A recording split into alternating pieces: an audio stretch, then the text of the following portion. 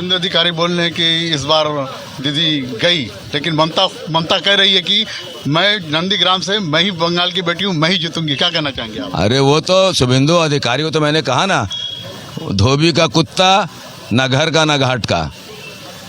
2 मई के बाद ऐसे मीर जाफरों को बारे में यही कहा जाएगा, उसकी यही हालत होगी, धोबी का कुत्ता, ना घर का ना घाट का।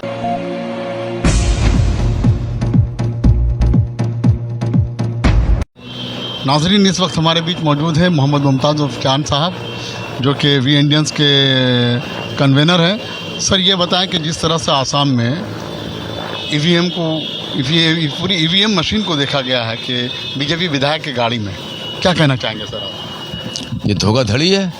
मैंने तो पहले कहा, ये बीजेपी पार्टी, अमित शाह, मोदी जो भी है, ये एक जुमलाबाज है, मक्कार है, अय्यार है, फरेबी है।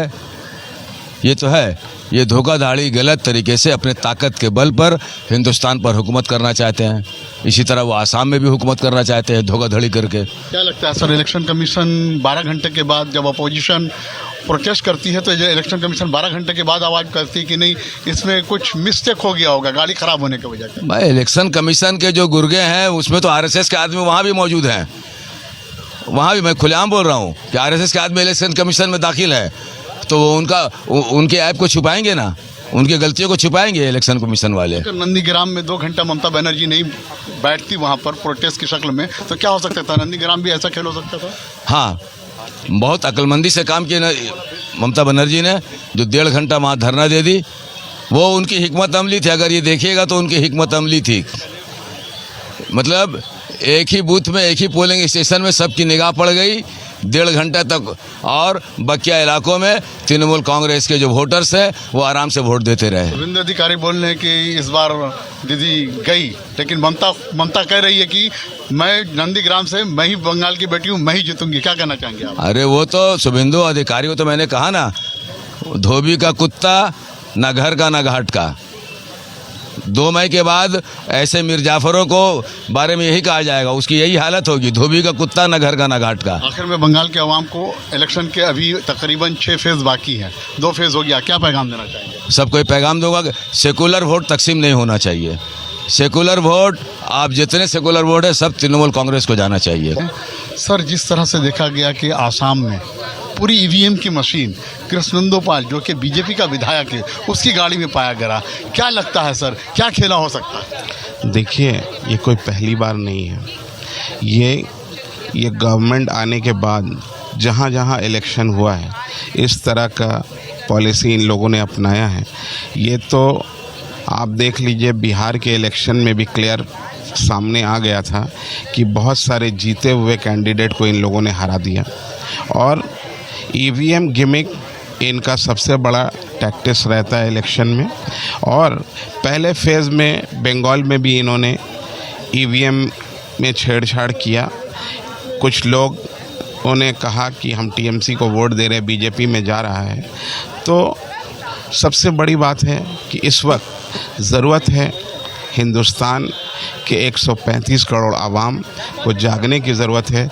ये आवाम जागेंगे, जिस तरह हम लोगों ने देश अंग्रेज़ों के दौर में जद्दोजहद करके हम लोगों ने आज़ाद कराया, वैसे ही हालात आज भी हैं कि बीजेपी से अगर आज़ाद कराना है तो आवाम को फिर से एक बार जागना है। सर, अगर देखा जाए वो जिस दिन 1 अप्रैल को अगर नंदीग्राम में ममता बनर्जी 2 घंटे के लिए नहीं बैठती वहाँ पर जाकर, एक तरह से देखा जाए तो प्रेशर क्रिएट किया है, तो क्या हो सकता था सर? नंदीग्राम का माहौल क्या हो सकता था इलेक्शन को लेकर? देखिए, मैं आपकी इस बात को मैं बहुत अप्रिशिएट करता हूँ कि ममता बनर्जी 2 घंटा वहाँ बैठी।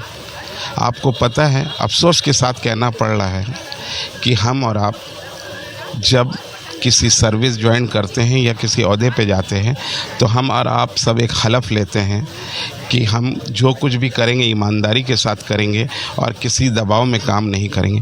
मुझे अफसोस के साथ कहना पड़ रहा है कि मुल्क के ऐसे हालात हो गए हैं कि हर एक लोग किसी डर या भय के वजह से अपने काम को ईमानदारी से अंजाम नहीं दे पा रहे हैं, जिसके वजह से नंदीग्राम में ममता बनर्जी को 2 घंटा एक पोलिंग बूथ में बैठना पड़ा। एक सवाल पूछना चाहेंगे सोफिया मैम कि विदेश जाना भी कहीं कोई पॉलिटिकल एंगल तो नहीं रहा उनका? जी बिल्कुल, बंगाल के इलेक्शन से पहले बांग्लादेश जाना, और किसी देश को उन्होंने नहीं चुना, बांग्लादेश को चुना, जहां पर मठुआ समाज के लोग रहते हैं। कुछ लोग पार्टीशन के बाद मठुआ समाज के लोग बंगाल में रह गए थे और कुछ बांग्लादेश में हैं। तो वहाँ चूंकि उन्हें पता था कि बंगाल में कैंपेनिंग का डेट खत्म हो चुका है, तो उन्हें ये रास्ता सूझा कि वो क्यों ना बांग्लादेश जाकर वहाँ से वो मठुआ समाज के लोगों को प्रभावित करने की चेष्टा कर रहे थे, ताकि मठुआ समाज के जो हिंदू हैं वो लोग उनके तरफ आकर उनको वोट दें। तो ये तो बिल्कुल खुली सी बात है, ये गोदी मीडिया नहीं बताएगी, लेकिन वहाँ जाकर वो पूजा पाठ कर रहे हैं। वहाँ जाकर तो अचानक से ऐसी क्या मजबूरी आ गई इलेक्शन से पहले जो उन्हें जाकर मठुआ समाज से मिलना पड़ा? तो ये तो बिल्कुल बताने वाली बात नहीं है कि वो इलेक्शन के लिए कैंपेनिंग कर रहे हैं। वो प्रधानमंत्री देश के नहीं, बल्कि मुझे लगता है कि वो बीजेपी के प्रधानमंत्री बन के रह गए हैं। ये बहुत दुख की बात है। मैम एक सवाल ये है कि मोदी जी बोल रहे हैं दीदी खेला होबे आमी सेवा करबो, आपनी खेला करो ना आमी सेवा करबो।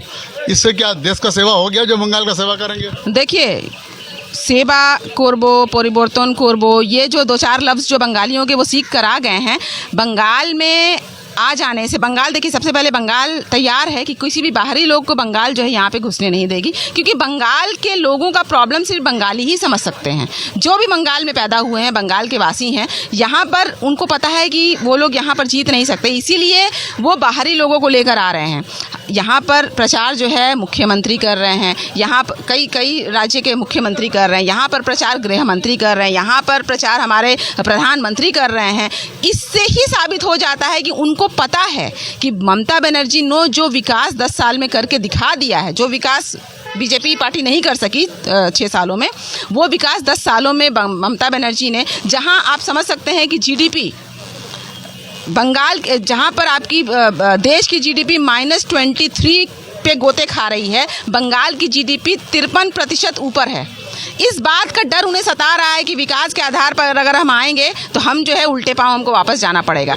देखिए, मगरबी बंगाल में एक अपना कल्चर है, यहाँ के लोग एडुकेटेड है और कल्चर्ड है। बंगाल में कभी भी ऐसा देखा नहीं गया, मैं अपने होशो हवास में कभी भी नहीं देखा गया कि ये रिलीजन का एक पॉलिटिक्स हो रहा है। मगर आज पहली बार ये देखने में आ रहा है कि लोगों को ये उस्काया जा रहा है कि हिंदू सेफ नहीं है, मुसलमान के ऊपर ममता बनर्जी ममता बेगम है। ऐसी कोई बात नहीं है। जब ईद होता है, बकरीद होता है, तो हमारे नॉन मुस्लिम भाई भी हमारे पास आते हैं, हम लोग मिल के खाते पीते हैं। और जब दुर्गा पूजा, काली पूजा होता है तो हम भी उनके घर में जाते हैं, क्रिसमस होता है तो भी मनाते हैं, दिवाली होता है तो भी हम लोग सेलिब्रेट करते हैं। तो बंगाल के लोग बहुत कल्चर और सिविलाइज्ड है। उनके ऊपर ये जो रिलीजन का एक जो नया आप समझ लीजिए, ये जो एक लाया गया है कि इस तरीके से वोट को डिवाइड करने का, ये हम समझते हैं कि ज़्यादा असर नहीं होगा। हम तो चाहेंगे कि दीदी आए। और दूसरी चीज़ है जो मैं आपसे वाज़ेह तौर से कहना चाहूँगा, आज का जो ये प्रेस कॉन्फ्रेंस था, वो आज का प्रेस कॉन्फ्रेंस कराने का हमारा जो मकसद था, वो मकसद हमारा ये था, जो जिस किस्म का एक इतना नीचे स्तर का जो हमारा प्रचार और का जो रास्ता ले रहे हैं हम, उससे हमें तकलीफ़ पहुंची थी। बरमूडा पहनो और ये पहनो और ये जो मतलब हमारा कॉन्स्टिट्यूशन इतना स्ट्रॉन्ग है, हम इतने हमारा ऐतिहासिक कल्चर इतना स्ट्रॉन्ग है, और हम अपने इतने नीचे गिरे जा रहे हैं। अब इस वक्त हमारे बीच खुर्शीद आलम साहब जुड़ गए हैं। सर, बंगाल के अवाम को क्या पैगाम देना चाहेंगे 2021 के इलेक्शन को लेकर? बंगाल के अवाम को यही पैगाम देना चाहेंगे कि आज बंगाल पूरे हिंदुस्तान में जितने भी स्टेट है, सबसे अमन और शांति है। हम लोग हर पर्व त्यौहार आपस में मिलकर बनाते हैं और कहीं पर कोई ये नहीं लगता। मैं भी हिंदुस्तान का हर स्टेट में मेरा फ्रूट का कारोबार है, मैं हर जगह जाता हूँ। मगर आज अब बंगाल आने के बाद मुझे जो लगता है कि मैं अपने घर वापस आ गया हूँ, जबकि ये हिंदुस्तान का एक हिस्सा है, मगर हमको लगता है कि मैं अपने घर वापस आ गया हूँ। आज हमारी बहू बेटी माँ बहनें रात 12 बजे 1 बजे 2 बजे किसी प्रोग्राम में जाती है। मैं बिजनेस में बिजी होता हूँ, उसके बावजूद मैं फ़ोन में उसको बोल देता हूँ तुम चले जाना, क्योंकि ये स्टेज की वजह से बोलता हूँ। ये हमारे दीदी ने इस तरह का माहौल बना के रखा यहाँ का, किसी को किसी का डर भय नहीं। इस तरह से मैं चाहता हूँ, बंगाल के अवाम को एक ही मैसेज देना चाहता हूँ कि आज अपना वोट, अपना कीमती वोट सोच समझ के फैसला करें। कल हमारा नस्ल ये हमें गाली नहीं दे कि हमारे बुजुर्गों ने क्या किया। ये मैं मैसेज देना चाहता हूँ पूरे बंगाल के अवाम को, या वो हिंदू हो, मुसलमान हो, सिख हो, ईसाई हो, अब सब धर्म को एक तरफ रखिए। अब बंगाल का फ्यूचर के बारे में सोचिए, हिंदुस्तान के फ्यूचर के बारे में सोचिए। यहीं से हिंदुस्तान का फ्यूचर शुरू होगा और यहीं से ख़त्म हो जाएगा। बहुत बहुत शुक्रिया साहब, बहुत बहुत शुक्रिया।